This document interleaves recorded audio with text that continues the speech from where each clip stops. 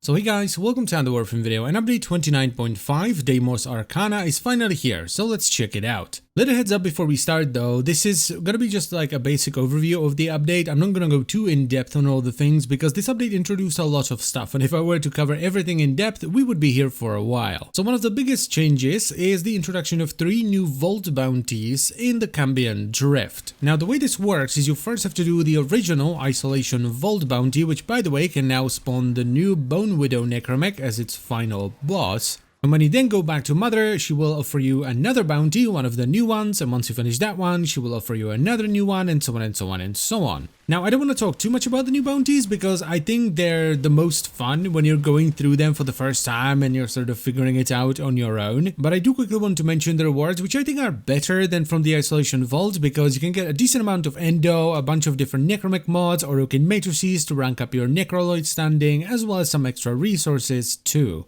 Though one thing to bear in mind here is that at least from the second bounty, which is house cleaning in this case, you do not get any weapon parts. On a related note, the Bone Widow, which is the new melee Necromech, can be picked up from the Necroloid for just a little bit of standing, and interestingly enough, it uses the same damaged parts as the Voidrig, so if you farm the Isolation Vaults a lot, which many of us did, you'll be able to build it right away. Which is exactly what I did. Now, while at the moment it doesn't feel too dissimilar to the Voidrig at low ranks, I will of course rank it up all the way, put on a proper build, and then make a more in-depth video later on. And just quickly before we move on from the Necromechs, one change with the Necromechs is that they will now gain 2 extra maximum levels per forma you put on them, up to a maximum of 5 forma. So they function kind of like the Paracesis or the Kuva weapons. Now, I've seen a few people be a little bit about this because they did say they're probably not going to do this again, and now they're doing it again. But out of all the different pieces of equipment that function this way, the Necromechs make the most sense because they have the most mod space,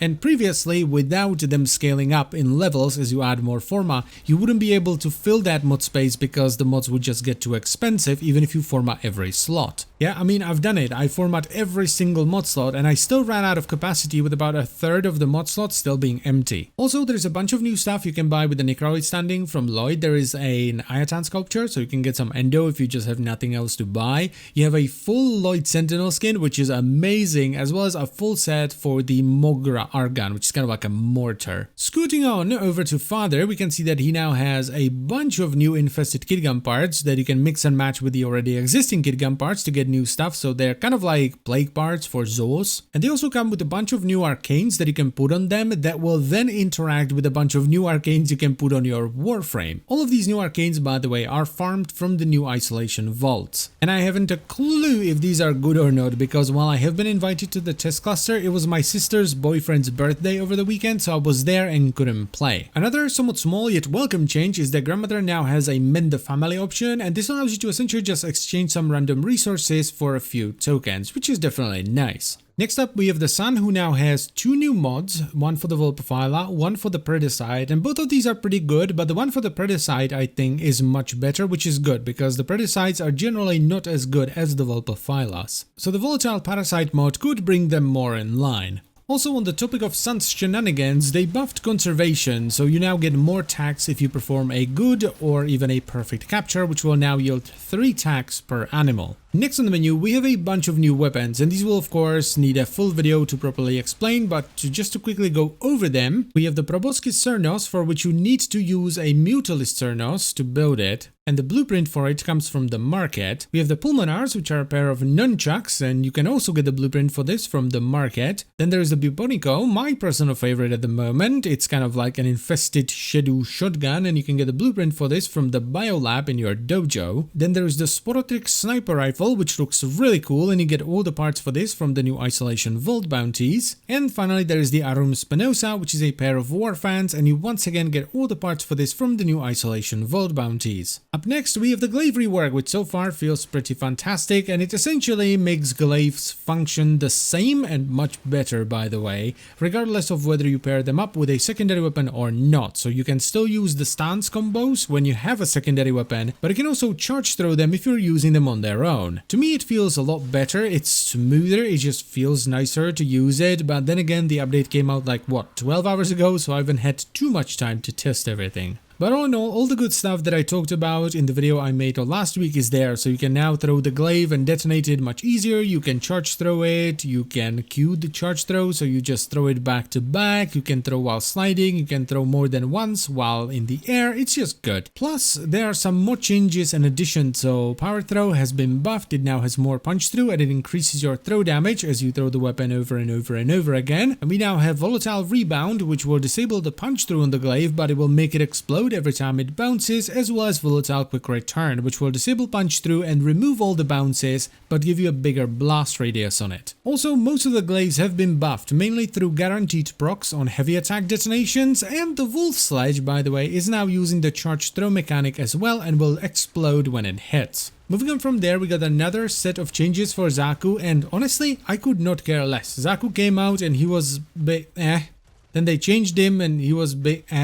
and now they changed him again, so I'm just gonna wait until he's a functioning frame, I think. So next on the menu, we have some changes to Steel Path, pretty significant changes as well. So Steel Essence, you know, the thing you do Steel Path for, no longer drops from Eximus units. What happens instead now is that whenever you're doing a Steel Path mission, one of the Stalker's acolytes will show up, and if you defeat it, it will drop Steel Essence, guaranteed, and it drops 2. Now, while we knew this was going to be the case, we weren't exactly sure how the acolytes were going to spawn because of how they used to spawn before this, you know, where they would show up once a year and they were like a big deal. They actually did the simplest and most sensible thing. So they are guaranteed to spawn in every mission unless you bomb rush it, so unless you like speedrun capture or something, and they spawn infinitely in endless missions. There you go.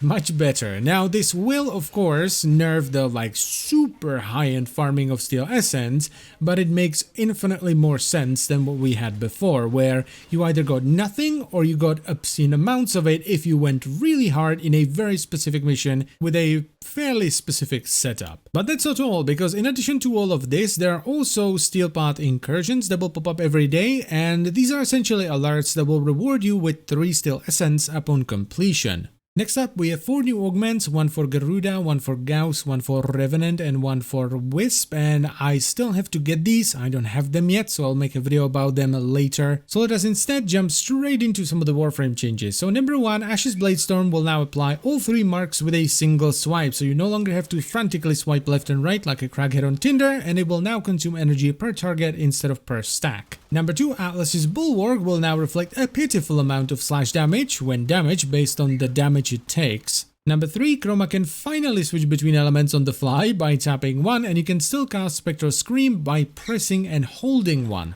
Just like so. Now in place of the old passive, we now have Triple Jump, where Chroma will sprout wings and allow you to, well, triple jump, which is really cool. But even cooler than that is that you can bullet jump twice, just like so. You can even combo them together, so you can bullet jump, double jump, and then bullet jump again. It's magnificent. But there's a little bit more, because they did buff Spectral Scream as well, so it now does twice the damage of what it used to do. It will randomly chain between enemies, and it now has 100% status chance, which is pretty nice. Next up is Korra, where her Whip Claw now has a bit of a line of sight check, so you can't just butcher everything everywhere anymore, though you can still butcher plenty of things in plenty of places. Necros' Soul Punch will now mark enemies, and if you kill them while they're marked, they will turn into a shadow. Plus, if the enemy is below 25% health, the Soul Punch will instantly kill them and spawn a shadow or heal an existing shadow if you're at maximum shadows. Nidus now has a chance to generate mutation stacks when he kills enemies that are being held by his larva. And finally, Zephyr will now do some decent damage with Air Burst, and it has a good chance to proc Slash as well. Plus, if you hit an enemy that's below 30% health, it will also open them up to a Parazon finisher. And her Tornadoes, her 4th ability, can either be held down to create Wandering Tornadoes or simply tapped to create Stationary Tornadoes. And that, I think, is it for the bigger changes. But as I've said in the beginning, this update added an absolute crap ton of stuff. So if you want to check it out all yourself, there's a link to the patch notes in the description down below. So I thank you very much for watching. As always, guys, I hope you have enjoyed the video, and I will see you some other time. Bye-bye.